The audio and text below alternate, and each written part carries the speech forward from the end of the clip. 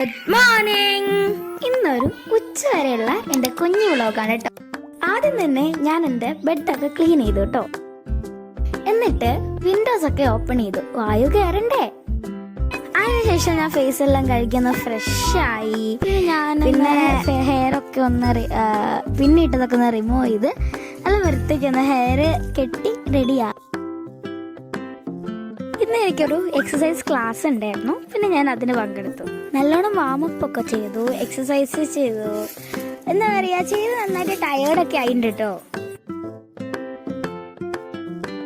ആ ടയേർഡ്നെസ് ഒക്കെ മാറ്റാൻ വേണ്ടി ഞാൻ 2 കുഞ്ഞിപ്പഴവും ഒരു മുട്ടയും തന്നിട്ടുണ്ട്. അതിനുശേഷം നാളെ എക്സാം ആയതുകൊണ്ട് പഠിച്ചേക്കാന്ന് വിചാരിച്ചു കേട്ടോ. ജോഗ്രഫിയും പൊളിറ്റിക്സും ഹിസ്റ്ററിയും ആയിരുന്നു കേട്ടോ എക്സാം.